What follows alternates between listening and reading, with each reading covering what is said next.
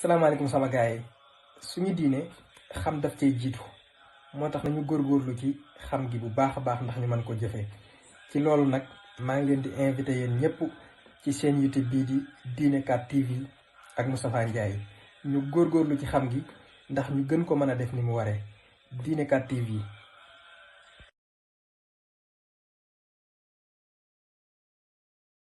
mbokk yi asalaamaaleykum wa rahmatullahi taala wa barakaatuhu fu waay mën ne ci réew mi ak bitim réew te sa mbiri diine yitteel la nga bëgg koo xam te doo déplacé wu fi nga nekk aboneel ci chaîne bii di Diine 4 TV waaw Diine 4 TV lépp lu la yitteel ci sa wàllu diine te nga bëgg koo xam wala lu la yitteel ci wàllu ilmul asrar di xam-xamu ñaan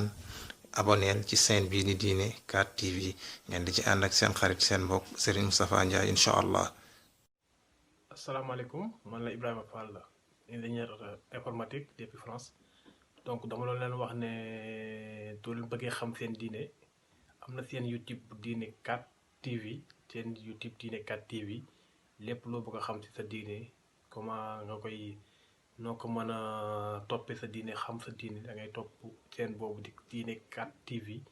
ak sama sëriñ sama jëwriñ Moustapha Ndiaye jërë ngeen jëf. man la Bàcc Kuy Teer maa ngi suivre seen YouTube Diine 4 TV di wax ngeen di ko déglu te di ko seetaan bu baax a baax ndax lu am solo mu fa nekk. maa ngi tudd Mamadou Gueye def discipline taekwondo ceinture noire première dan combattant moins de 114 kilos maa ngi bëggoon ngeen suivre seen YouTube Diine 4 TV ngeen suivre ko bu baax ndax am na solo pour ngeen xam seen diine pour ngeen xam ngeen war a jullee exemple yu demee noonu ngeen am na solo daal nga ànd ak Moustapha Ndiaye seen YouTube Diine 4 TV seen YouTube Diine 4 TV ngeen suivre ko bu baax boo ngeen ko suivre di ngeen ci jëlee njariñ lu bare jërë ngeen jëf.